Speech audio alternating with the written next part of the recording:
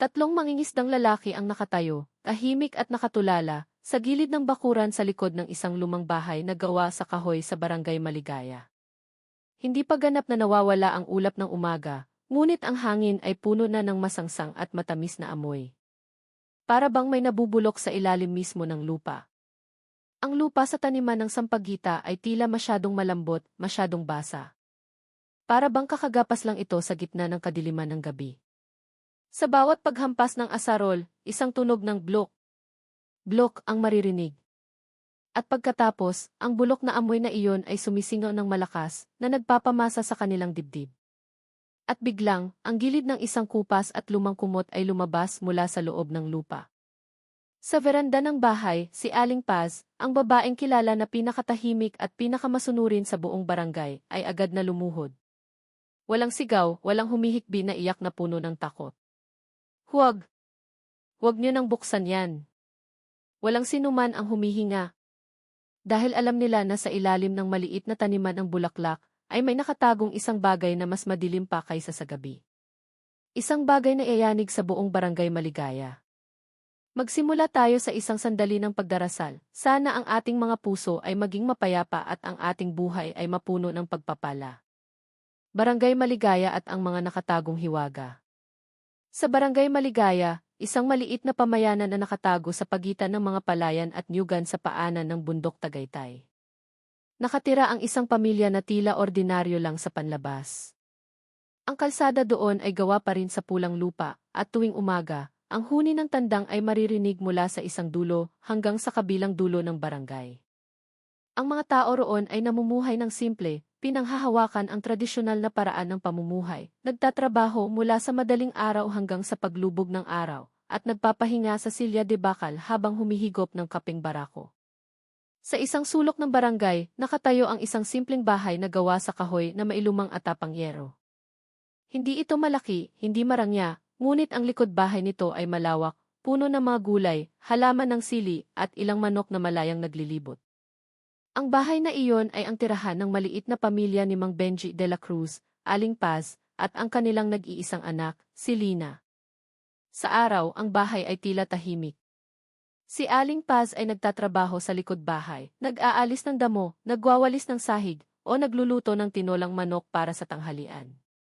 Si Lina ay karaniwang nakaupo sa veranda, naglalaro ng manikang basahan na ilang beses ng tinahi, ngunit paborito pa rin niya. Kahit sino pa ang makakita sa tanawing iyon ay iisipin na ang pamilyang ito ay namumuhay ng masaya at payapa. Ngunit iyon ay panlabas lamang, isang manipis at marupok na maskara. Dahil ang sinumang nanirahan ng matagal sa Maligaya ay tiyak na nakarinig ng mga sigaw, mura, at tunog ng mga basag na bagay mula sa bahay na iyon, lalo na kapag lumulubog na ang araw. Kapag ang mga yabag ni Mang Benji ay umalinggaw mula sa malayo, pauwi mula sa trabaho na madalas ay nauwi lang sa tindahan na malapit sa tulay. Si Mang Benji de la Cruz ay kilala bilang isang lalaking mahusay magkumpuni ng bahay, tumatanggap ng maliliit na proyekto tulad ng paggawa ng bakod, pagpapalit ng yero, o pag-aayos ng balon.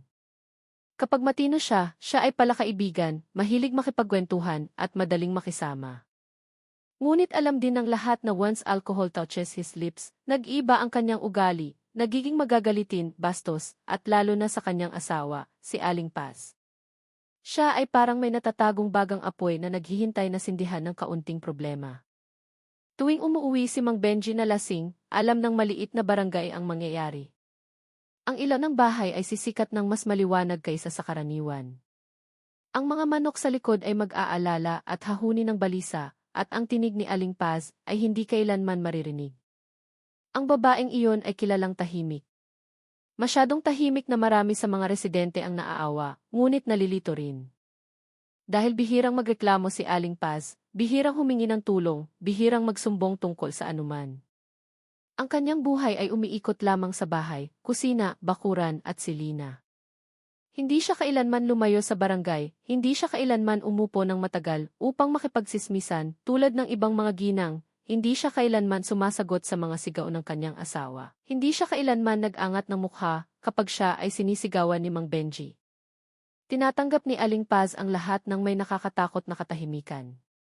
Para bang sanay na siyang mabuhay sa ilalim ng anino ng takot. Si Lina, ang kanilang anak na babae, ay madalas makitang nakatingin sa kanyang ina ng may balisang mga mata. Ang bata ay mas maraming alam kaysa sa iniisip ng mga matatanda.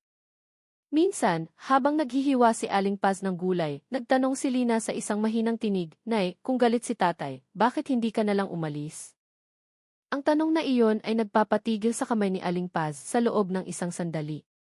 Ngunit pumiti lamang siya ng bahagya, hinaplos ang ulo ng kanyang anak, at sumagot, "Nandito ang bahay natin, anak. Nandito ka. Kailangan kong manatili rito." Ang sagot na iyon ay simple ngunit masakit na nagpapakita kung paano si Aling Paz ay nakulong hindi lamang ng kasal, kundi ng kanyang sariling pakiramdam ng responsibilidad at takot. Ang kanilang pinakamalapit na kapitbahay, si Katemyong, isang matandang lalaki na madalas umupo sa veranda ng kanyang bahay hanggang sa gabi, ay ilang beses nang nasaksihan ang mga bagay na nagpapabalisa sa kanya. Minsan, isang gabi ng full moon, nakarinig siya ng malakas na tunog ng basag na salamin mula sa bahay ni Mang Benji. At pagkatapos, ang mahinang iyak ni Aling Paz. Gustong lumapit ni Katemyong, gustong kumatok, ngunit ang kanyang mga yabag ay laging humihinto. Sa kanyang isip ay umiikot ang pag-iisip, ito ay usapin ng pamilya ng iba. Hindi ako dapat makialam. At sa ganito, lumipas ang gabi-gabi habang si Aling Paz ay nagdadala ng lahat ng sugat sa katahimikan, walang sinuman ang talagang tumutulong. Ilang beses nang nakita ni Katemyong si Lina na nagtatago sa likod ng kulungan ng manok, yakap-yakap ng mahigpit ang kanyang manika. Ang kanyang mukha ay basa ng luha. Nang tanungin niya, mabilis lang umiling ang bata. Para bang takot siyang magbunyag ng isang bagay na maaaring magpalala sa sitwasyon. Ang nakakatakot na gabi at ang mga pahiwatig. Si Mang Benji ay lalo pang naging mahirap kontrolin sa paglipas ng mga araw. Maliban sa paglalasing, nagsimula na siyang masangkot sa maliliit na sugalan sa perya sa gabi. Sabi ng mga tao, may utang siya sa isang lalaki na nagngangalang Boss Romy, na madalas magdaos ng mga lihim na laro ng baraha sa gilid ng palengke. Balita sa hangin na malaki ang talo ni Mang Benji, at nagmakaawa siya para sa palugit habang nangangako na babayaran niya ito pagkatapos niyang makakuha ng bagong proyekto. Gayunpaman, ang proyekto ay hindi kailanman dumating, at ang panggigipit mula kay Boss Romy ay lalong lumaki sa paglipas ng mga araw. Ang maliit na barangay ay dahan-dahang nagsimulang magbulungan sa likod ng kanilang mga likod. May nagsasabi na malaki ang utang ni Mang Benji. May nagsasabi na siya ay tinakot minsan. May nagsasabi rin na si Aling Paz ay madalas makita na may mga pasa ngunit tinatakpan niya ng mahabang manggas. Ngunit walang naglakas loob na kumilos. Ang lahat ay nagbubulungan lang. Hanggang sa isang araw, bago pumasok ang barangay sa tag-araw, naganap ang isang kakaibang gabi. Ang hangin ay tahimik at ang huni ng tandang ay biglang magulo, para bang may hindi pangkaraniwan. Ang bahay ni Benji ay nanatiling madilim. Walang ingay mula sa loob. Maging si Katemyong, na karaniwang nakakarinig ng kaunting gulo, ay walang narinig anuman noong gabing iyon. Tanging katahimikan, isang kakaibang katahimikan. Kinabukasan, lumabas si Aling Paz sa bakuran gaya ng dati. Nagdala ng maliit na timba, nagdilig ng mga halaman ng sili, nagpakain ng mga manok, at tinawag si Lina para mag-almusal. Ang kanyang mukha ay walang emosyon, mas maputla kaysa sa karaniwan. Ngunit walang anumang kapansin-pansing kakaiba.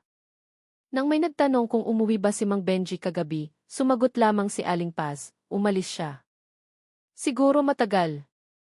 Ang sagot na iyon ay nagpasindi ng dose-dose ng mga hinala sa isip ng mga residente. Saan nagpunta?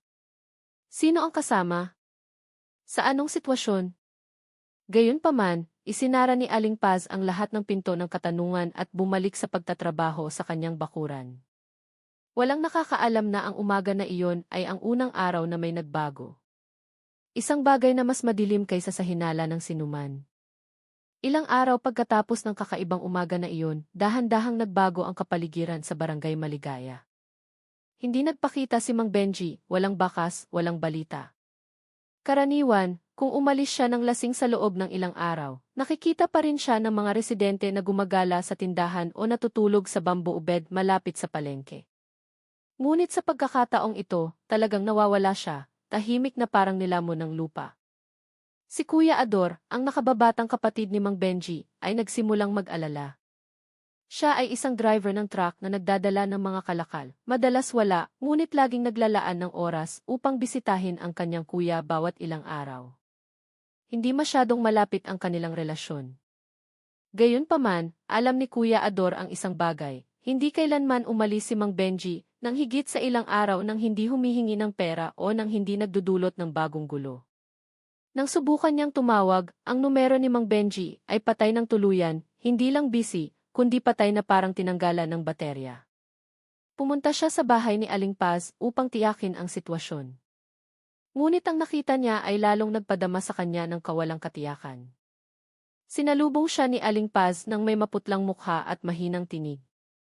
Umalis si Benji. Nagalit na naman tapos umalis na lang. Tinitigan ni Kuya Ador ang mga mata ng kanyang hipag. May isang bagay doon, hindi kalungkutan, hindi galit, kundi isang kakaibang kawalan. Parang isang taong matagal nang nagtatago ng isang bagay. Umalis? Saan? Sa Maynila. Sabi niya magtatrabaho siya kahit ano. Sabi niya gusto niyang magsimula ng bagong buhay. Ang pangungusap na iyon ay tila napakaayos. Masyadong maayos para sa isang babae na karaniwan ay hindi magaling gumawa ng dahilan. Tumango si Kuya Ador, ngunit ang kanyang puso ay nanikip. Si Mang Benji, maghahanap ng bagong buhay? Si Mang Benji na laging talo sa baraha, laging lasing, at nahihirapan pang gumising ng maaga. Impossible iyon. At ang pinaka-nakakabalisa kay Kuya Ador ay si Lina. Lumabas ang maliit na bata sa likod ng pinto, yakap-yakap ang kanyang manika, nakatingin kay Kuya Ador nang hindi nagsasalita. Baling-baling ang kanyang mga mata, para bang umiyak lang. Ngunit mabilis siyang nagtago ulit nang lumingon si Aling Paz. Ang kakaibang inspeksyon at ang saksi. Pagkatapos ng ilang araw na walang balita, nagpa siya si Kuya Ador na mag-ulat sa pulisya ng munisipyo. Dumating siya ng maaga. Ang kanyang mukha ay tensyonado, mabilis ang kanyang mga yabag, at agad siyang pumasok sa piket opisina. Sir, nawawala ang kuya ko. Natatakot ako na may masama nang nangyari. Ang ulat ni Kuya Ador ay umakit sa atensyon ni Police Major Ramon Diaz. Hindi siya ang tipo ng opisyal na madaling maniwala, ngunit ang kanyang pagiging kalmado ay binuo mula sa mahabang karanasan sa pagharap sa iba't ibang kaso. Nang hilingin niya kay Kuya Ador na ikwento ang kronolohiya, nagsimulang lumitaw ang masamang hinala. Masyadong maraming bagay ang hindi tugma. Nang walang pagkaantala, dinala ni Major Diaz ang dalawa niyang tauhan patungo sa bahay ni Mang Benji. Nang huminto ang sasakyan ng pulis sa harap ng bakuran, nagdidilig ng halaman si Aling Paz gaya ng dati. Nagulat siya, ngunit hindi sapat ang pagkagulat para sa isang asawa na hinahanap ng pulis. Yumuko siya ng magalang, pinunasan ang kanyang mga kamay sa sarong, at pinapasok sila. Ang bahay ay malinis, masyadong malinis. Ang bawat sulok ay tila bagong linis. Walang bakas ng pag-aaway, walang basag na bagay, walang anumang kahina-hinala. Si Lina ay nakaupo sa sulok, yakap-yakap ng mahigpit ang kanyang manika. Hindi niya inalis ang kanyang tingin sa mga pulis. Napansin ni Major Diaz ang lahat. Ang kanyang sanay na mga mata ay nakakita ng maliliit na detalye na itinuturing ng iba na walang kabuluhan. Ang amoy ng bahay ay kakaiba, mayroong amoy ng dahon ng bayabas, sabon, at isang bahagyang amoy amag, tulad ng isang bagay na minadaling linisin. Nang tanungin ni Major Diaz ang tungkol sa huling gabi ng pagkakaroon ni Mang Benji, ang sagot ni Aling Paz ay dumaloy ng walang emosyon. Nagalit siya, nag-away kami. Kinuha niya ang kanyang bag at umalis na lang. Hindi ko alam kung saan. Ngunit ang nagpadama ng kilabot kay Major Diaz ay ang kanyang ekspresyon. Masyadong kalmado, masyadong maayos. Tumingin siya sa paligid. Ang lahat ay tila normal. Maliban sa isang bagay, sa bintana, nakita ni Major Diaz ang lupa sa sulok ng likod bakuran na tila mas mataas. Mas bukol. Ang kulay nito ay iba sa paligid. May mga bagong tanim na bulaklak ng sampagita sa ibabaw nito, isang tuwid na linya. Maganda. Maayos, ngunit ang kaayusan ay kahina-hinala. Nag-udyok ang instinto ng pulis ni Major Diaz. May itinago sa bahay na ito. Ngunit bago siya gumawa ng mas malaking hakbang, kailangan niya ng isang bagay, isang saksi. At ang saksing iyon ay nagmula sa isang hindi inaasahang tao, isang matandang kapitbahay na laging nahihirapang matulog, nakaupo ng mag-isa sa veranda bawat gabi, Katemyo. Nang tawagin siya sa puskalye upang kunan ng pahayag, ang matandang lalaki ay nagbukas ng kwento na nagpatayo sa lahat. Nang gabing iyon, bandang 2:00 o 3:00, nakarinig ako ng tunog ng asarol mula sa likod bakura ng bahay ni Benji. Ang pahayag na iyon ay tumusok na parang kutsilyo. Tinitigan ni Major Diaz ang kanyang mga tauhan. Alam niya na ito ay hindi na usapin ng isang taong nagpunta para magtrabaho. Ito ang simula ng isang bagay na mas madilim. Ang pagsisimula ng paghukay. Ang pahayag ni Katemyong ay agad na nagpabago sa kapaligiran sa puskalye.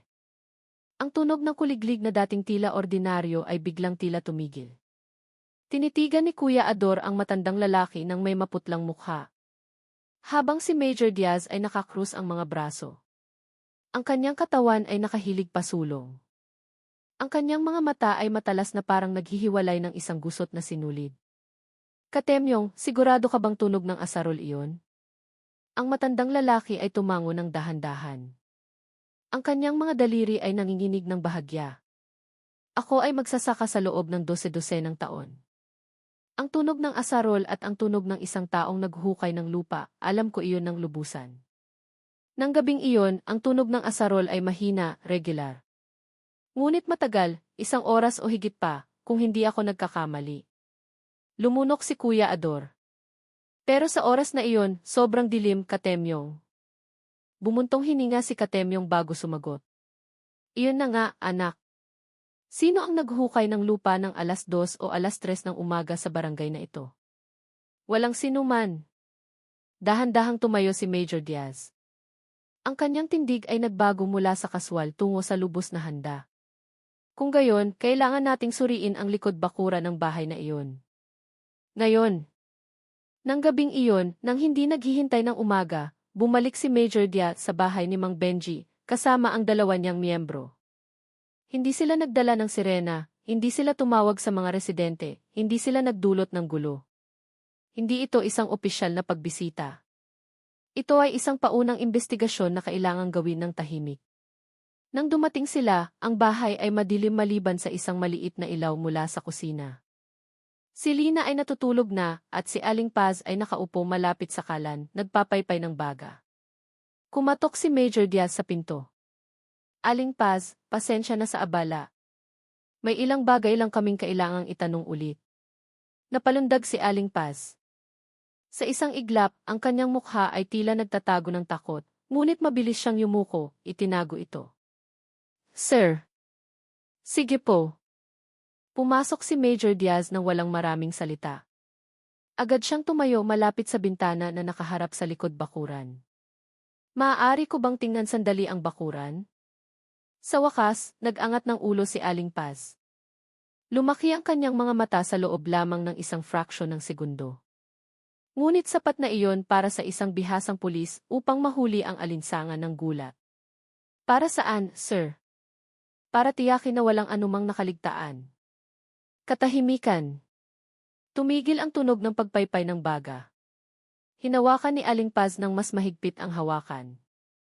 Ngunit bago siya makasagot, tumama ang liwanag ng ilaw ng kusina sa kanyang mukha, at doon, nakita ni Major Diaz ang isang bagay, mga mapulang kahel na mansa sa manggas ni Aling Paz. Hindi lupa, hindi mansa ng mantika, tila parang labi ng basang lupa na natuyo na. Aling Paz, ang tinig ni Major Diaz ay matigas. May itinatago ka. Yumuko si Aling Paz, nanginginig ang kanyang mga balikat. Ngunit bago pa lumabas ang isang salita mula sa kanyang bibig, narinig ang mga yabag mula sa likod bahay. May isang taong naglalakad sa malambot na lupa. Agad na nagbigay ng senya si Major Diaz. Si Chief, lumabas ka sa gilid na pinto, gumapang patungo sa pinanggalingan ng tunog. Ang iba ay nanatili sa likod ni Major Diaz sa posisyon na handa. Pagkatapos ng ilang minuto, bumalik ang opisyal. Ang kanyang mukha ay tensyonado. Sir, ang lupa sa sulok ng bakuran ay may bahagi na bagong hukay ulit. Basa pa. Naramdaman ni Major Diaz na tumigas ang kanyang kaliwang dibdib. Ito ay lalong hindi makatwiran. Hukay ulit. Kailan? Parang 1 oras o 2 pa lang. Tiningnan nilang lahat si Aling Paz. Ang babae ay kinagat ang kanyang labi. Ang kanyang 2 kamay ay mahigpit na piniga ang kanyang sarong. Nagtatanim lang ako ulit ng bulaklak, ngunit ang kanyang tinig ay nanginginig, putol-putol, malayo sa kalmado tulad ng dati. Hindi gustong gumawa ng gulo ni Major Diaz sa gitna ng gabi. Alam niya na para makapaghukay, kailangan nila ng opisyal na permiso. Ngunit may isang bagay sa kanyang instinto ang nagsasabi, kung maghihintay sila hanggang umaga, ang mahalagang ebidensya ay maaaring mawala. Walang araw, tumayo si Major Diaz sa harap mismo ng babae. Aling Paz, kung may alam ka, ano man iyon, mas mabilis kang magkwento, mas maganda para sa iyo at sa anak mo. Nanatiling tahimik si Aling Paz, ngunit lumuluha ang kanyang mga mata. Nang umalis sila ng bahay patungo sa sasakyan ng pulis, bumulong si Kuya Ador kay Major Diaz. Ang kanyang tinig ay basag. Sir, ang kuya ko. Huwag mong sabihin. Tinitigan ni Major Diaz ang kadiliman ng gabi sa Maligaya. Wala pang katiyakan. Ngunit isang bagay ang malinaw, hindi na ito basta nawawalang tao. At nang dahan-dahang lumabas ang sasakyan sa bahay na iyon, biglang nagsalita ang isa sa mga miyembro. Sir, tingnan niyo sa puno ng niyog malapit sa bakod. Tumingin si Major Diaz. May isang maliit na kupas na tela na nakasabit sa pagitan ng mga dahon. Kumot. Ang parehong kulay ng kumot na laging ginagamit ni Mang Benji sa sala. Ang unang simbolo ay lumabas sa liwanag. At sa dibdib ni Major Diaz, isang paniniwala ang nagsimulang lumaki. Ano man ang nangyari kay Mang Benji de la Cruz? Ang sagot ay hindi malayo sa bahay na iyon. Ang lihim ni Lina at ang paghaharap. Kinabukasan, mas maaga kaysa sa karaniwan bumalik si Major Diaz sa opisina. Ang gabi ay nag-iwan ng kanyang isip na puno ng mga tanong, at ang kumot na nakasabit sa puno ng niyog ay patuloy na sumasayaw sa kanyang isip. Hindi ito matibay na ebidensya, ngunit sapat na ito upang magbigay ng alarma. Kung ang kumot na iyon ay nagmula sa bahay ni Mang Benji, ibig sabihin ay may nagdala ng tela na iyon palabas ng bahay sa isang minadaling kalagayan at malamang napatungo sa likod bakuran. Ang kanyang miyembro na nagngangalang Surya ay dumating na may 2 baso ng kape. Sir, nasuri ko na ang ulat ng mga residente sa paligid. Walang nakakita kay Benji sa loob ng halos 2 linggo. Dahan-dahang tumango si Major Diaz. Mabuti. Ngayon, gagawin natin ang opisyal na inspeksyon. Hihingi tayo ng search warrant. Ang kahilingan ay agad na pidroseso. Ang isang nawawalang tao na may kasamang kahina-hinalang pahiwatig ay sapat na upang maglabas ng isang warrant. Ngunit bago umalis ang grupo, isang tao ang lumabas sa harap ng istasyon ng pulis. Isang maliit na mukha. Si Lina. Yakap-yakap ang kanyang luma at gusot na manika. Ang bata ay nakatayo sa harap ng pinto na nakayuko ang ulo. Para bang nagtitipon siya ng lakas ng loob. Nakita siya ng nakaduti na opisyal at agad na tinawag si Major Diaz. Nang lumabas si Major Diaz, tinitigan siya ni Lina ng malalaking mata na puno ng takot. Sir, maaari po ba? Maaari po bang may sabihin si Lina? Lumuhod si Major Diaz upang maging kasing level niya. Anak, ano iyon?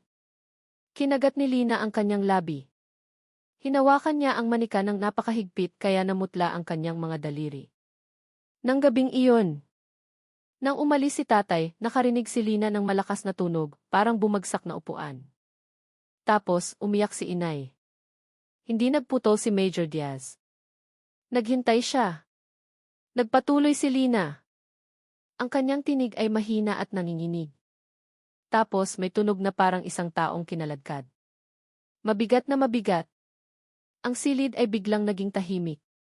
Pagkatapos noon, tanong ni Major Diaz ng pinakamahina hanggat maaari.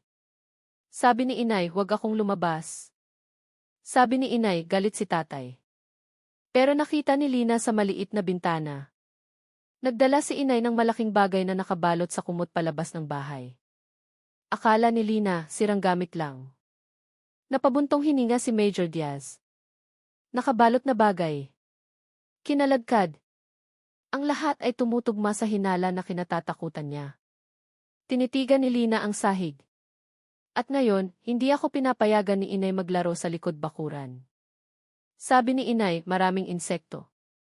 Pero karaniwan, doon ako naglalaro araw-araw. Amoy. Amoy bulok, sir. Sobrang bulok. Inangat ni Major Diaz ang kanyang mukha. Ang lahat ng nakakalat na piraso ay nagsimulang magkaisa.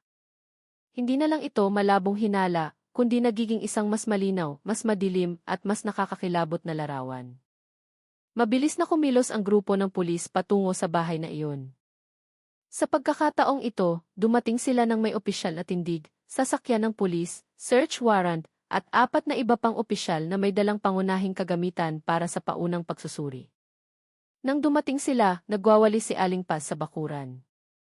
Nakita ang grupo, huminto ang kanyang walis. Agad na namutla ang kanyang mukha. Aling Paz, sabi ni Major Diaz. Ang kanyang tinig ay matatag ngunit kontrolado pa rin. Mayroon kaming warrant upang suriin ang bahay at ang likod bakuran. Pakiusap, makipagtulungan ka. Sa unang pagkakataon, tila nawala ng kontrol si Aling Paz sa kanyang pagiging kalmado. Wala. Walang anuman sa bakuran, sir. Mga bulaklak lang iyon. Bulaklak lang. Nagbigay ng senya si Major Diaz sa 2 niyang miyembro na pumasok sa bahay. Ang 2 pa ay naglakad patungo sa likod. Siya mismo ay tumayo sa harap ni Aling Paz. Ginagawa lang namin ang aming trabaho. Huwag kang humadlang. Ngunit biglang mabilis na humakbang si Aling Paz, hinarangan ang daan patungo sa bakuran. Ang kanyang 2 kamay ay nakabuka ng malawak. Hindi. Walang papasok. Huwag mong galawin ang bakuran ko. Ang tinig ay basag. Puno ng takot, isang takot na imposibleng lumabas kung walang isang napakahalagang bagay na nakatago doon. Agad na pinigilan ng pulis ang kilos ni Aling Paz, habang ang iba pang mga miyembro ay nagpatuloy sa paglakad. Ang tunog ng mga sapatos ay tumama sa malambot na lupa. Nang hawakan ng isa sa mga miyembro ang malambot na lupa gamit ang dulo ng kanyang sapatos, agad na sumingaw ang bulok na amoy, mahina, ngunit malinaw. Nagtinginan sila. Wala nang pagdududa. Sir, amoy bulok ito, sabi ni Surya. Yumuko si Major Diaz, sinuri ang texture ng lupa. Mabasa pa rin, may kaunting tubig pa rin. Hukayin ng dahan-dahan, sabi niya. Si Aling Paz ay sumigaw, huwag. Huwag niyong hukayin. Mga halaman lang iyon, iyon lang. Ngunit 2 opisyal ang humawak ng magalang, ngunit mahigpit sa kanyang mga braso. Ang unang hampas ng asarol ay tumama sa lupa. Tiyete, ang amoy ay sumabog palabas. Matalas? Tumutusok. Na nagpatakip sa ilong ng lahat ng kusa. Ang pangalawang hampas ng asarol ay tumama sa lupa. At bago bumaba ang pangatlong asarol, sumigaw ang isa sa mga miyembro. May tela. Isang kupas, kulay kahel na tela. Ang lahat ay tumigil. Ang lahat ay nanigas. Tinitigan ni Major Diaz si Aling Paz. Ang babae ay hindi na lumalaban, hindi na sumisigaw. Tinatakpan lang niya ang kanyang mukha ng 2 kamay. Ngunit ang tinig mula sa likod ng kanyang mga daliri ay malinaw na narinig. Sir, huwag niyo nang buksan. Pakiusap, huwag niyo nang buksan. At sa sandaling iyon, alam ni Major Diaz na ang paghukay na ito ay simula pa lang ng isang katotohanan na mas nakakakilabot. Ang nakakakilabot na katotohanan at ang pag-amin. Ang lupa sa sulok ng likod bakuran ng bahay ay lalong tila kahina-hinala ng simulan ng grupo ng pulis ang paghahanda sa lugar ng paghukay. Ang taniman ng sampagita na maayos na nakalagay sa ibabaw nito ay nagdagdag ng kakaibang impresyon, masyadong maayos para sa lupa na malinaw na bagong galaw lamang ilang araw na ang nakalipas. Ang mahinang masangsang na amoy na kahapon ay tila mahina lamang. Ngayon ay nagsimulang lumabas ng mas malakas habang tumataas ang araw. Magsimula sa kaliwang bahagi, utos ni Major Diaz sa isang matatag ngunit mahinang tinig. Si Surya at 2 pang miyembro ay tumayo sa paligid ng taniman, nakasuot ng guwantes at maskara. Ang unang hampas ng asarol ay tumama sa lupa ng may mahina ngunit mabigat na tunog. Ang basang lupa ay agad na nahati, malambot na parang bagong halo na daw. Ang pangalawang asarol ay bumaba. Ang bulok na amoy ay lalong naging matalas. Ang pangatlong asarol at biglang huminto si Surya. Sir, mayroon dito. Ang lahat ay lumapit. Sa gitna ng tambak ng lupa, tila may isang kupas na tela na kulay kayumanggiabo. Ang kulay ay eksaktong katulad ng lumang kumot na madalas gamitin ni Mang Benji de la Cruz habang natutulog sa sala. Linisin ng dahan-dahan, sabi ni Major Diaz. Ang lupa ay dahan-dahang inalis. Ang dulo ng tela ay lalong nakita. Lumabas na nakabalot ito ng isang malaking bagay. Mas malaki kaysa sa anumang sako ng pataba. Ang hugis nito ay matigas, hindi malambot, na may linya na nagpapaalala sa balikat at likod ng isang tao. Nang mas maraming lupa ang inalis, narinig si Surya na napabuntong hininga. Sir, ito ay katawan. Katawan ng tao. Si Aling Paz, na matagal nang binabantayan ng ibang opisyal, ay agad na bumagsak at lumuhod. Ang kanyang dalawang kamay ay tinakpan ang kanyang bibig, ngunit walang tunog na lumabas. Tanging ang kanyang katawan ang nanginginig ng matindi. Para bang ang lahat ng kanyang lakas ay nawasak sa sandaling iyon.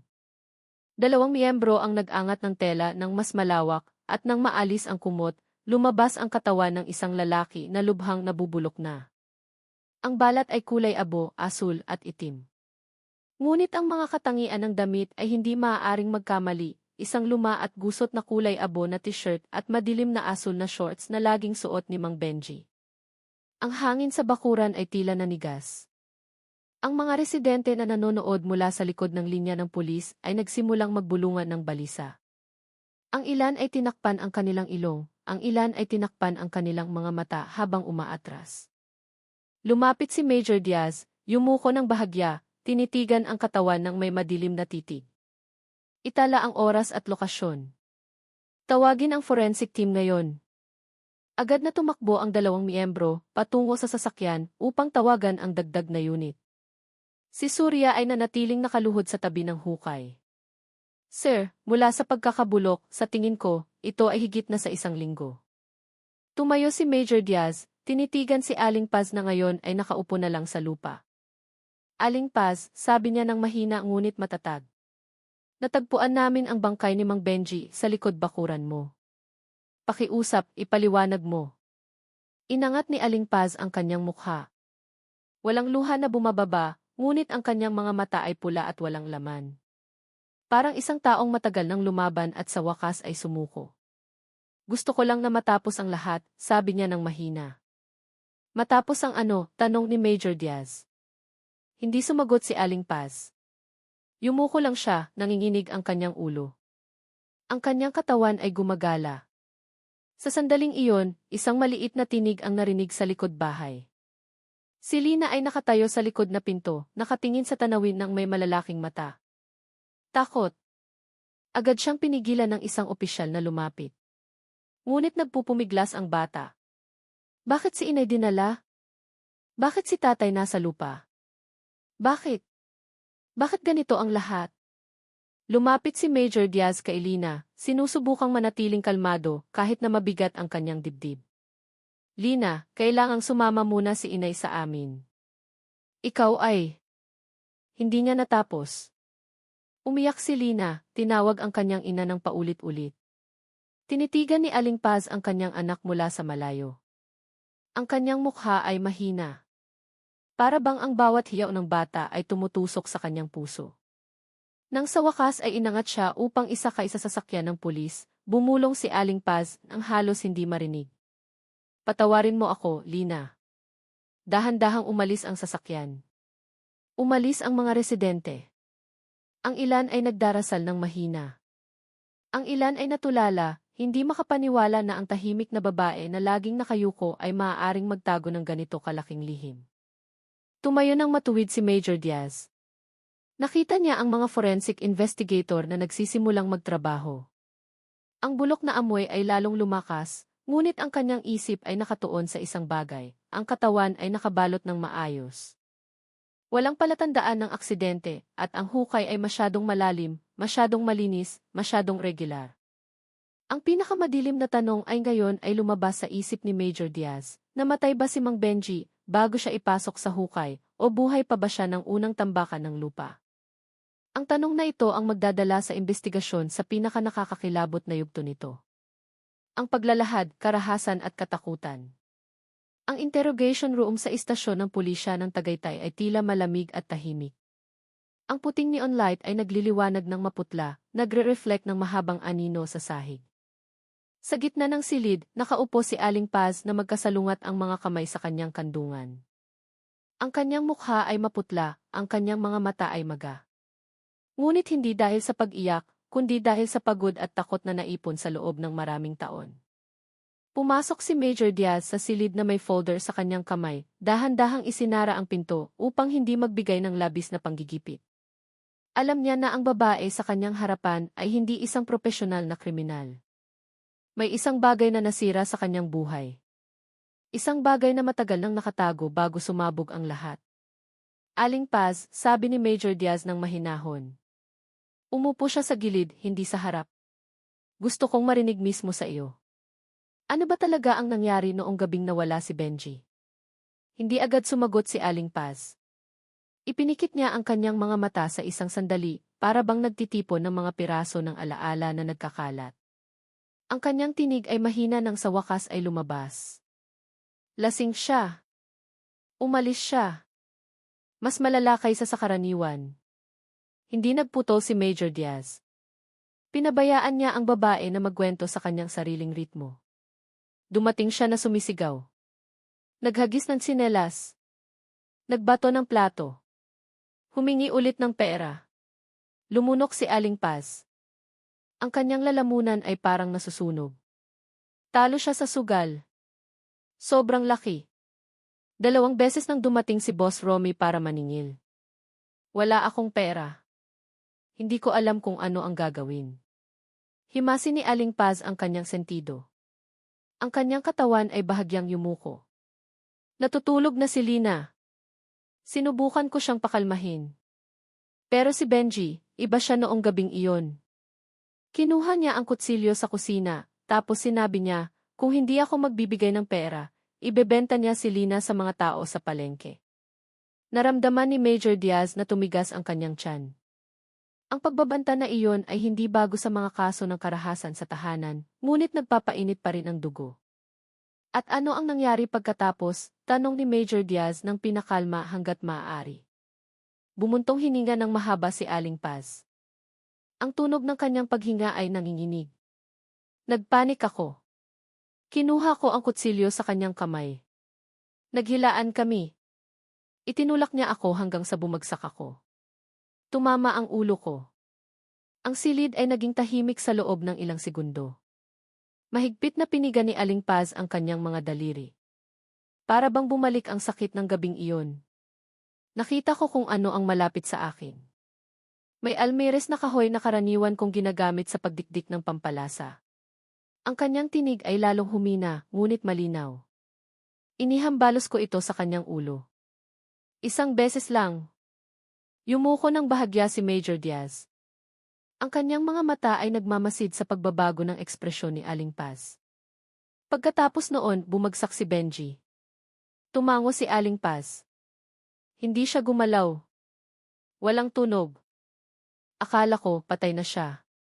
Tinitigan ni Major Diaz ang folder sa kanyang kamay, pagkatapos ay bumalik sa mukha ng babae. Aling Paz, ang paunang resulta ng forensic ay nagpapakita na malaki ang posibilidad na buhay pa si Benji ng ilibing. May lupa sa kanyang mga airway. Agad na tumigas ang katawan ni Aling Paz. Tinakpan niya ang kanyang bibig, sinusubukang pigilan ang humihikbing tunog na gustong lumabas. Hindi. Hindi ko alam. Hindi ko alam na buhay pa siya. Ako. Dahan-dahang itinaas ni Major Diaz ang kanyang kamay, nagbigay ng senyas upang kumalma si Aling Paz. Ikwento mo kung paano mo dinala ang katawan. Tinitigan ni Aling Paz ang walang laman na sahig, ang mga mata ay walang laman, parang nakatingin sa alaala na gusto niyang kalimutan. Kinalagkad ko ang katawan palabas sa likod na pinto. Binalot ko ng kumot para hindi makita ni Lina. Pinunasan ni Aling Paz ang kanyang mukha na basang-basa ng malamig na pawis. Hinukay ko ang lupa ng dahan-dahan. Madilim. Walang tunog maliban sa sarili kong paghinga. Nang malapit nang matapos, nakarinig ako ng mahinang tunog. Anong tunog? Parang, parang daing. Akala ko tunog lang ng hangin. Pero nang ilapit ko ang tainga ko sa balot ng kumot, narinig ko si Benji na parang sumusubok huminga. Muling naging tahimik ang silid. Si Surya, na nakatayo sa sulok ng silid, ay lumingon nang may nagtigas na panga. Ano ang ginawa mo pagkatapos noon? Nagsimulang umiyak si Aling Paz nang walang tunog. Tanging ang kanyang balikat ang nanginginig. Ako. Natakot ako na baka magising siya. Kung magising siya, papatayin niya ako. At si Lina. Ipinikit niya ang kanyang mga mata, nanginginig ang kanyang labi. Kaya ipinagpatuloy ko. Mabilis kong tinambakan ang lupa bago siya magising. Himasin ni Major Diaz ang kanyang mukha, sinusubukang pigilin ang emosyon na umaakyat sa kanyang dibdib. Bakit hindi ka tumakas o humingi ng tulong sa kapitbahay? Umiling si Aling Paz ng mahina. Sir, sino ang maniniwala sa akin sa lahat ng panahong ito? Ang mga tao ay sanay na marinig siyang nagagalit. Sanay na marinig akong tahimik. Wala nang maniniwala kung sabihin ko na binugbog niya ako. Wala nang maniniwala kung sabihin ko na natakot ako. Nanatiling tahimik si Major Diaz. Ang sagot na iyon ay tumusok ng mas malalim kaysa sa anumang narinig niya noong umaga. Pagkatapos ng ilang segundo, dahan-dahang tumayo si Major Diaz. Aling Paz, simula ngayon. Opisyal kang nasa ilalim ng pagkakakulong para sa karagdagang investigasyon. Hihingi kami ng pahayag kay Lina, sa kapitbahay, at pati na rin kay Boss Romy. Hindi lumaban si Aling Paz. Yumuko lang siya. Para bang ang buong bigat ng mundo ay ngayon ay nasa kanyang mga balikat. Nang dinala siya palabas ng mga opisyal, tinitigan ni Major Diaz ang labas ng bintana. Sa labas, ang araw ng hapon ay nagliliwanag ng maliwanag, salungat sa dilim ng katotohanan na bagong lumabas. At alam niya na may bahagi pa ng kwentong ito na hindi nasabi ni Aling Paz. Ang ikalawang bakas at ang katulong. Ang istasyon ng pulisya ng Tagaytay ay muling napuno ng aktibidad pagkatapos ng paunang pag-amin ni Aling Paz. Alam ni Major Diaz na hindi maaaring huminto ang investigasyon sa isang panig lamang ng kwento. Masyadong maraming bahagi ang hindi tugma, lalo na tungkol sa utang sa sugal ni Mang Benji kay Boss Romy. Ang taong ang pangalan ay paulit-ulit na lumabas sa mga ulat ng mga residente bilang tagapamahala ng mga lihim na laro ng baraha sa perya. Surya, tawagin mo si Boss Romy. Sabihin mo na ito ay sa pilitan na pagtatanong, utos ni Major Diaz habang inaayos ang folder sa mesa. Hindi nagtagal, ang lalaki na may suot na itim na t-shirt, may slick back na buhok, at bahagyang malaki ang tiyan ay lumabas sa interrogation room. Mumiti siya ng bahagya, para bang walang nakakaabala sa kanya. Sir Diaz, dumating ako ng maayos. Hindi mo na kailangang tawagin ako na parang kriminal, sabi niya habang umupo ng kaswal. Hindi na provoke si Major Diaz. Tinitigan niya ang lalaki ng may malamig na mata. Romy, gusto kong magtanong tungkol sa utang ni Mang Benji de la Cruz. Magkano iyon? Nagkibit balikat si Romy. Ganoon na nga, sir. Madalas talo ang lalaking iyon. Minsan nagbabayad, minsan hindi. Pero hindi malaki. Hindi aabot sa puntong kailangan ko siyang habulin. Sabi ng mga residente, 2 beses kang dumating ng hating gabi sa bahay ni Benji, mariin na sabi ni Major Diaz. Mumiti ng malapad si Romy. Itinaas ang kamay na parang nagpapahayag ng mabuting intensyon. Totoo, sir. Pero dumating ako dahil nangako siyang magbabayad. Kumatok lang ako, walang banta. Ang ebidensya, nakalabas pa siya ng bahay pagkatapos ng 1 linggo. Napansin ni Major Diaz ang mukha ng lalaki. Walang palatandaan ng pagkabalisa, walang malamig na pawis. Ang kanyang tindig ay masyadong kalmado, kahina-hinalang kalmado, o kalmado dahil talagang hindi siya kasali. Nasaan ka noong gabing nawala si Benji? Tanong ni Major Diaz. Ipinasok ni Romy ang kanyang kamay sa bulsa at naglagay ng 1 piraso ng papel sa mesa. Ito ang resibo ng pagkain at CCTV footage ng tindahan sa hangganan ng bayan. Uminom ako ng kape kasama ang isang kaibigan hanggang 4:00. Maraming nakakita. Mabilis na sinuri ni Major Diaz. Ang ebidensya ay matibay. Masyadong matibay para sa isang alibi, o talagang hindi siya kasali? Huling tanong, sabi ni Major Diaz. Nabanggit ba ni Benji na may kaaway siya bukod sa iyo? Tumahimik sandali si Romy. Pagkatapos ay bahagyang umisi siya. Kaaway? Ha? Sir, lahat ng tao sa barangay na ito ay maaaring ituring na kaaway niya kapag lasing siya. Madalas siyang magulo, madalas magalit. Nakita ko pa siyang sinisigawan ang kanyang asawa sa harap ng bata. Tinitigan ni Major Diaz ang lalaki. Nakita mo ba mismo? Dumaan ako sa harap ng tindahan. Hinila niya ang buhok ni Aling Paz.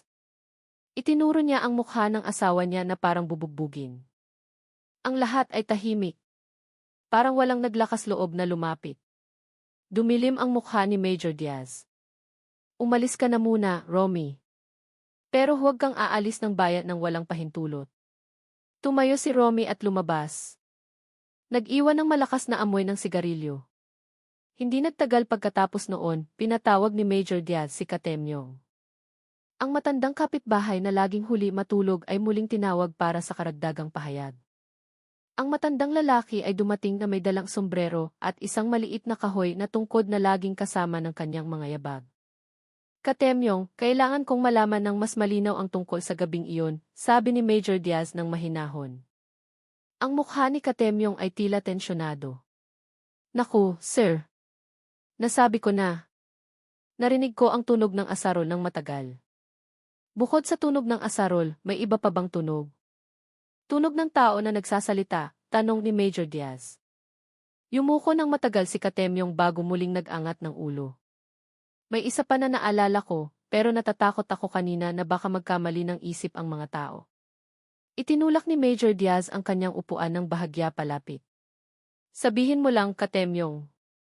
Mahalaga ang lahat ng impormasyon. Lumunok si Katemyong. Nang gabing iyon, pagkatapos tumigil ang tunog ng asarol, nakarinig ako ng isa pang tunog. Parang may isang taong kumakatok sa lupa mula sa loob. Napakahina. Duk. Duk. Duk. Ganoon. Naging nanigas ang interrogation room. Katemyong, sigurado ka ba? Tanong ni Major Diaz ng dahan-dahan. Matanda na ako, sir. Pero magaling pa rin ang pandinig ko. Iyon ay tunog mula sa ilalim ng lupa. Akala ko, malaking daga o ano, pero habang naaalala ko, mas natatakot ako. Si Surya, na nakikinig mula sa sulok ng silid, ay agad na tumingin kay Major Diaz ng may malalaking mata. Pagkatok mula sa ilalim ng lupa. Ibig sabihin ay isang bagay, buhay pa si Mang Benji ng ilibing. 2 biktima at ang kasabwat. Sumandal si Major Diaz sa kanyang upuan pagkatapos umalis ni Katemyong. Pinindot niya ang kanyang sentido, sinusubukang pigilan ang pagduduwal dahil sa katotohanan na bagong lumabas. Nag-amin si Aling Paz na binugbog niya si Mang Benji. Nag-amin siya na kinalagkad niya ang katawan ng kanyang asawa. Ngunit hindi niya kailanman inamin na narinig niya ang tunog na iyon. O sadyang hindi siya umamin? Binasag ni Surya ang katahimikan. Sir, kung totoo ito, mas lalong lumalala ang kaso. Murder ng may lubos na kamalayan, baka pati torture. Dahan-dahang tumango si Major Diaz. Pero may kakaiba. Bakit ginawa ni Aling Paz ang lahat ng mag-isa sa dilim? Bakit hindi siya tumakas? Bakit nagtanim pa siya ng bulaklak sa ibabaw ng libingan ng umaga? Pagkatapos, isang madilim na ideya ang lumabas sa kanyang isip. Mahigpit na kumapit sa kanyang lohika ng investigasyon. Surya, sabi niya ng mahina. Suriin ulit ang mga bakas ng paa sa bakuran. Tingnan mo kung bakas lang ni Aling Paz, o may bakas pa ng ibang tao. Lumaki ang mata ni Surya. Sir, ibig mong sabihin, baka may tumulong. Tiningnan lang ni Major Diaz ang labas ng bintana. Mabilis na umikot ang kanyang isip. Dahil bigla, ang lahat ay tila masyadong maayos para sa isang babae na namuhay sa takot sa loob ng maraming taon. Masyadong maayos. Masyadong malinis. Masyadong plinano. Nang ihatid ang paunang resulta ng pagsusuri, muling pinatawag ni Major Diaz si Katemyong sa istasyon ng pulis. Ang matandang lalaki ay dumating ng dahan-dahan. Ang kanyang kahoy na tungkod ay tumatama sa sahig bawat ilang segundo. Katemyong, kailangan kong magtanong ulit, sabi ni Major Diaz ng mahinahon. Umupo si Katemyong, nakatingin sa sahig. Tila nag-aatubili siyang magsimula. Nang ilibing si Benji, malinaw na narinig mo ang tunog ng pagkatok. Pero may narinig ka pa bang ibang tunog? Tunog ng isang tao na nagsasalita. Tila nabalisa si Katemyong. Ang kanyang mga daliri ay humawak sa dulo ng tungkod. May isa pa, sir. Huminga si Major Diaz. Ikwento mo. Lumunok si Katemyong. Nang gabing iyon, pagkatapos tumigil ang tunog ng asarol, nakarinig ako ng isa pang tunog. Parang isang babae na umiiyak. Pero hindi lang si Aling Paz.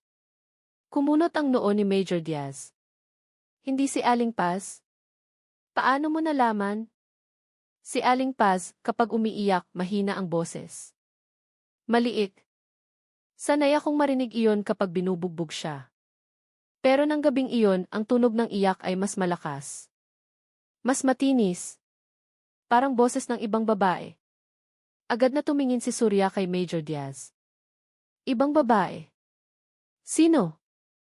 Umiling si Katemyong. Hindi niya alam. Pero sigurado ako na malinaw kong narinig ang tunog na iyon. Parang nakiusap o natatakot. Agad na nanigas ang silid. Isang bagong kabaligtaran ang lumabas. May isa pang babae sa pinangyarihan ng murder. Nagpasya si Major Diaz na tawagin si Lina. Ngunit sa isang maingat na pamamaraan, nagdala sila ng isang child psychologist sa isang maliit na playroom. Hindi sa interrogation room. Nakaupo si Lina kasama ang kanyang manika. Takot pa rin ang hitsura. Lina, sa gabing iyon, sino-sino ang nasa bahay? Kinurot ni Lina ang damit ng kanyang manika. Nakayuko. Si tatay at si inailang. Sumilip ang psychologist kay Major Diaz. Nagbigay ng senyas na huwag magmadali. Pagkatapos maglaro ng manika sa loob ng ilang minuto, muling nagtanong ang psychologist. Kung ang kapitbahay o tita mo ay dumating sa bahay ng hating gabi. Kinagat ni Lina ang kanyang labi. Sige na, walang magagalit. Sa wakas, bumulong si Lina. Nang bumagsak si tatay. Nakita ni Lina na bahagyang nakabukas ang likod na pinto. May isang babae doon. Umayos ng upo si Major Diaz, ngunit nanatiling tahimik. Sino ang babae na iyon? Kinagat ni Lina. Hindi ko alam. Pero nakasuot siya ng puting hijab. Tinitigan niya si inay. Tapos, tumakbo siya. Agad na itinala ni Surya, puting hijab. Mabilis na umikot ang direksyon ng isip ni Major Diaz. May ilang babae sa Maligaya na madalas nakasuot ng puting hijab. Ngunit isa lang ang kilala na madalas dumating sa bahay ni Aling Paz kapag wala si Mang Benji, si Yumi, ang pinsan ni Aling Paz na nakatira 3 bahay ang layo. Si Yumi ay kilala bilang isang mabuting babae. Ngunit nakita rin siya ng ilang beses na tumutulong kay Aling Paz na gamutin ang mga pasa sa kanyang mukha. Maraming residente ang nagsasabi na si Yumi ang tanging tao na talagang nagmamalasakit kay Aling Paz. Kung si Yumi ay nasa bahay ng gabing iyon, bakit siya tumakas? Bakit hindi binanggit ni Aling Paz ang kanyang pangalan? At ang bakas ng paa ng lalaki. May kaugnayan ba iyon? Tumayo si Major Diaz. Surya, tawagin mo si Yumi. Ngayon. Ang katotohanan na hindi inamin. Dumating si Yumi sa istasyon ng pulisya na may maputlang mukha. Ang puting hijab na suot niya ay tila gusot, parang minadali. Nang pumasok siya sa maliit na interrogation room, naghihintay na si Surya sa sulok. Habang si Major Diaz ay nakaupo mismo sa harap ng walang laman na upuan na sadyang inihanda para sa kanya. Maupo ka, Yumi, sabi ni Major Diaz nang may kalmadong tinig. Dahan-dahang umupo si Yumi. Ang kanyang mga kamay ay magkasalungat ng mahigpit. Ang kanyang baba ay bahagyang nanginginig. Gusto lang naming magtanong ng ilang bagay. Sumagot ka ng tapat para maging malinaw ang lahat. Tumango si Yumi, ngunit ang kanyang baba ay nanginginig ng bahagya. Binuksan ni Major Diaz ang folder sa kanyang harap. Yumi, sinabi ng ilang saksi na baka nasa paligid ka ng bahay ni Aling Paz noong gabing nawala si Benji. Totoo ba iyon? Agad na umiling ng malakas si Yumi. Hindi, sir. Hindi ako pumunta sa bahay ni Aling Paz ng gabing iyon. Ako. Nasa bahay lang ako. Tinitigan siya ni Major Diaz nang walang kumukurap. Sigurado ka ba? Opo, sir. Ako. Bago niya matapos ang pangusap, naglagay si Major Diaz ng isang litrato sa mesa. Ang litrato ay nagpapakita ng isang maliit na bakas ng paa, bakas ng sandal ng babae sa kaliwang bahagi ng taniman. Sa tabi nito, may larawan ng TV footage mula sa tindahan malapit sa bahay. Nagpapakita ng isang babae na nakasuot ng puting hijab na mabilis na naglalakad sa likod bahay ni Aling Paz. Ilang minuto pagkatapos ng hating gabi. Agad na namutla ang mukha ni Yumi. Ang puting hijab na iyon ay sa iyo, sabi ni Major Diaz. Nagbukas ng bibig si Yumi, ngunit walang tunog na lumabas. Lumuluha ang kanyang mga mata. Sinabi ni Lina na nakita niya ang isang babae na nakasuot ng puting hijab na nakatayo sa likod na pinto ng gabing iyon. Alam mo ba kung ano ang ibig sabihin yon? Ang tono ni Major Diaz ay mahinahon pa rin, ngunit may bigat na hindi maaaring baliwalain. Sa wakas, bumagsak ang luha ni Yumi. Ako. Hindi ako. Ayokong makialam. Ang kanyang tinig ay basag. Kung gayon, ikwento mo. Ano ang nakita mo? Tinampal ni Yumi ang kanyang mukha ng dalawang kamay. Nanginginig ang kanyang balikat. Pagkatapos ng ilang segundo, nagsimula siyang magsalita. Ang kanyang tinig ay mahina, ngunit malinaw. Nang gabing iyon, narinig kong sumigaw si Aling Paz. Hindi malayo ang bahay ko. Madalas ko siyang marinig na umiiyak. Pero nang gabing iyon, iba. Mas malakas, parang humihingi ng tulong. Mabilis na nagtinginan sina Surya at Major Diaz. Lumabas ako sa gilid na pinto at tumakbo ako patungo sa bahay niya, patuloy ni Yumi. Nakita ko na bahagyang nakabukas ang likod na pinto. Gusto kong pumasok, pero natakot ako na baka galit si Benji. Itinulak ni Major Diaz ang kanyang folder ng bahagya pasulong. Pagkatapos, nang lumapit ako, nakita ko na nakahandusay na si Benji sa sahig ng kusina. May dugo sa likod ng ulo niya. Pinunasan ni Yumi ang kanyang luha. Nakatayo si Aling Paz malapit sa kanya, nanginginig, hawak ang almires na kahoy. Nagulat ako, sir. Hindi ko alam kung ano ang gagawin. Ano ang sinabi ni Aling Paz? Tanong ni Surya. Ipinikit ni Yumi ang kanyang mga mata. Naaalala. Sabi niya, gusto niya akong ibenta. Gusto niya akong patayin. Nagtanggol lang ako sa sarili. Hinabol ni Yumi ang kanyang hininga. Naniniwala ako sa kanya. Alam ko kung ano si Benji. Nakita ko mismo ng ilang beses. Dahan-dahang tumango si Major Diaz. Kung gayon, bakit ka tumakas? Bakit hindi ka tumulong na magulat? Tumahimik si Yumi. Tumiim ang kanyang mukha. Ako. Nakita ko ang isang taong dumating mula sa likod bahay. Lumalapit si Major Diaz. Isang tao. Sino? Lumunok si Yumi. Isang matangkad na lalaki. Mga 170 sentimetro ang taas. Malaki ang katawan. Inayos niya ang kanyang paghinga. Mabilis siyang dumating.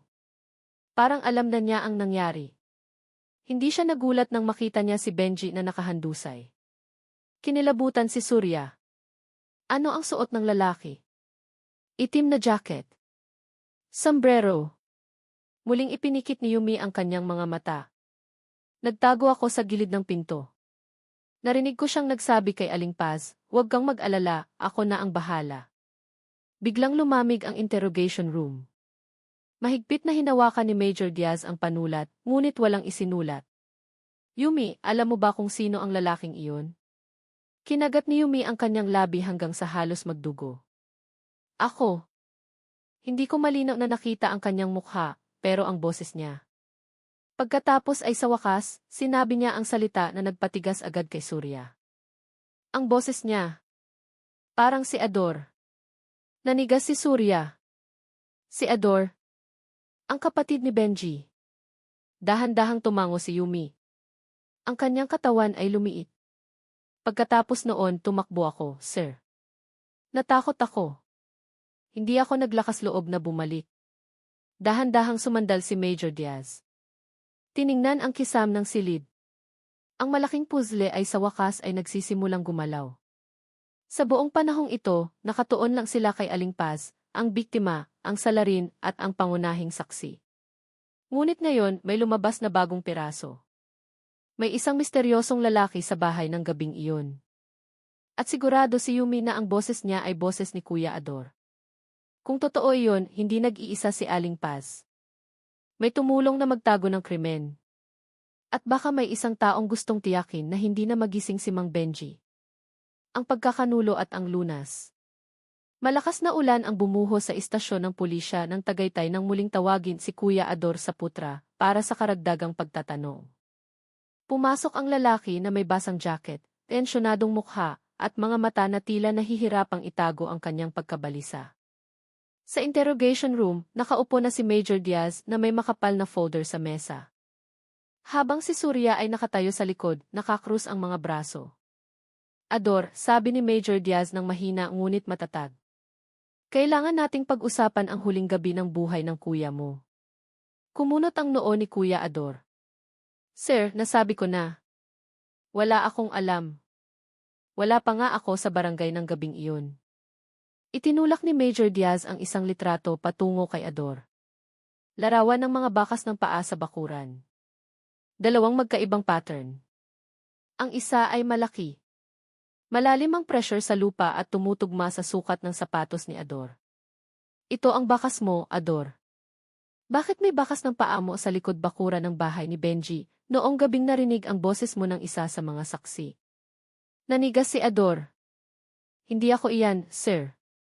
Baka lumang bakas iyan. Ang bakas ay nasa ibabaw ng bagong hukay na lupa. Ang lupang tumatakip sa katawan ni Benji. Tinitigan siya ni Major Diaz ng malalim. Ibig sabihin, nandoon ka pagkatapos bugbugin ni Aling Paz si Benji. Kinagat ni Ador ang kanyang labi. Hindi. Hindi ako. Nagpapanik lang ako. Ang pinto ng silid ay kumatok. Bahagyang binuksan ni Surya. Handa na si Yumi na magbigay ng direktang pahayag. Napalundag si Ador nang marinig ang pangalan na iyon. Pagkatapos ng isang iglap, pumasok si Yumi. Nakasuot pa rin siya ng kanyang puting hijab na nabasa ng ulan. Hindi siya naglakas loob na tumingin kay Ador. Nanginginig ang kanyang kamay. Nagbigay ng senya si Major Diaz na umupo. Yumi, pakiulit ang nakita mo noong gabing iyon, utos ni Major Diaz. Bumuntong hininga ng malalim si Yumi. Nakita ko si Aling Paz na nakatayo malapit sa katawan ni Benji na may almires na kahoy. Nanginginig siya at may kaunting dugo sa sahig. Pero gumagalaw pa si Benji. Hindi pa siya patay. Ipinikit ni Ador ang kanyang mga mata. Ang kanyang mukha ay parang tinamaan ng kidlat. Nagpatuloy si Major Diaz. At sinabi mo na may isang lalaking dumating. Isang lalaki na nagsabi, ako na ang bahala. Tumango si Yumi. Nanginginig ang boses. Ang boses niya ay sobrang katulad ng boses ni Ador. Hinampas ni Ador ang mesa. Pagsisinungaling. Hula-hula ka lang. Hindi mo nakita ang mukha niya. Pero narinig ko ang boses niya, dahan-dahang sagot ni Yumi. At alam ko ang boses mo, Ador. Hindi maaaring magkamali. Biglang uminit ang kapaligiran sa silid. Mabigat ang hangin. Itinulak ni Major Diaz ang isang folder patungo kay Ador. Natagpuan namin ang basang lupa sa ilalim ng sapatos mo na may parehong komposisyon ng lupa sa bakuran ni Aling Paz. Tumahimik si Ador. May malamig na pawis na lumabas sa kanyang sentido. Dumating ka sa bahay ng kuya mo ng gabing iyon. Nakita mo na buhay pa si Benji. Narinig mo ang kanyang daing. Nakita mo si Aling Paz na nagpapanik.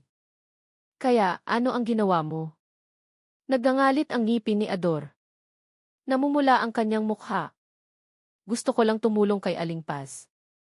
Si Kuya, isa siyang monster. Binubugbog niya siya araw-araw.